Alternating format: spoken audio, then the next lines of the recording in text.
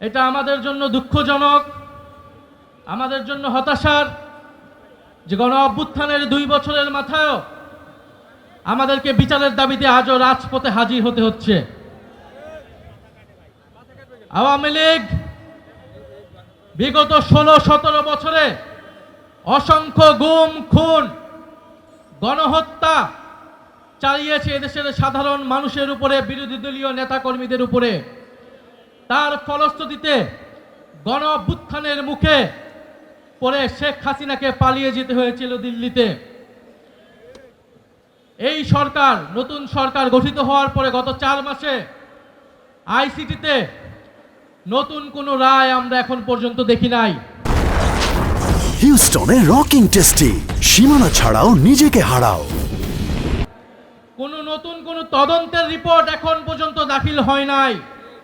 এটা স্পষ্টত যে চিফ প্রসিকিউটরকে বসানো হয়েছে তিনি দায়িত্ব পালনে ব্যর্থ হয়েছেন। অবিলম্বে তাকে পদত্যাগ করতে হবে এবং নতুন যোগ্য দায়িত্ববান ব্যক্তিকে বসাতে হবে, যিনি আন্তর্জাতিক ট্রাইব্যুনালের মাধ্যমে বিচার নিষ্পন্ন করবেন এবং দল হিসেবে আওয়ামী লীগকে নিষিদ্ধ করার সকল ব্যবস্থা নিশ্চিত করবে। আমরা স্পষ্টভাবে বলতে চাই, গণহত্যার মাধ্যমে আওয়ামী লীগ বিচারের কাঠগড়ায় দাঁড়িয়েছে, আর সংস্কার বাস্তবায়ন না করার ফলে বিএনপি জনগণের কাঠগড়ায় দাঁড় হয়েছে।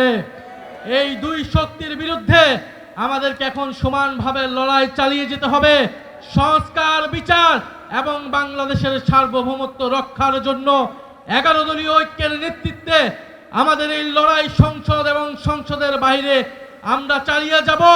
আপনারা সেটার জন্য কি প্রস্তুত রয়েছেন? শরীফ ওসমান হাদী হত্যার বিচারকে আমরা নিশ্চিত করব ইনশাআল্লাহ। সেই সকল হত্যাকাণ্ডের বিচার আমরা নিশ্চিত করব।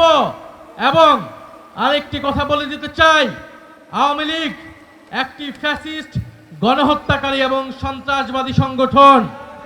আওয়ামী লীগ দেশের স্বাধীনতা, সার্বভৌমত্ব বিরোধী সংগঠন, যার আশ্রয় হয়েছে দিল্লিতে, কারণ আওয়ামী লীগের শেকড় রয়েছে দিল্লিতে। আওয়ামী লীগ একটি ভারতীয় পার্টিতে পরিণত হয়েছে, আগাগোড়ায় এটি একটি ভারতীয় পার্টি ছিল।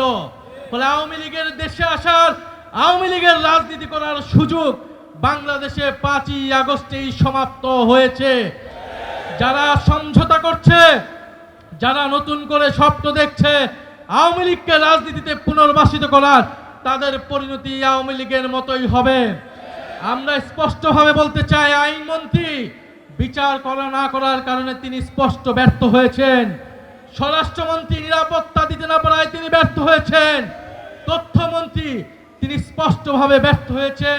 আওয়ামী লীগের সুশীল সমাজকে তিনি মিডিয়া স্পেস দিচ্ছেন। এই সব কিছুই বাংলাদেশের জনগণ দেখছে। আমরা আজকে এই সমাবেশ থেকে বলতে চাই, জুলাই গণহত্যা সহ, শাপলা হত্যাকাণ্ড সহ, পিলখানা হত্যাকাণ্ড সহ সকল গুম খুন এবং শরীফ ওসমান হাদী হত্যাকাণ্ডের বিচার অবিলম্বে নিশ্চিত করতে হবে। বিচার যদি নিশ্চিত না করা হয়, এই সরকার কোনোভাবেই 5 বছরের মেয়াদ সম্পূর্ণ করতে পারবে না। ফলে ওসমান হাদীর ভাষায় বলতে চাই, আমরা জান দিব কিন্তু জুলাই দিব না। ইনশাআল্লাহ জুলাইয়ের বিজয় হবে। আসসালামু আলাইকুম।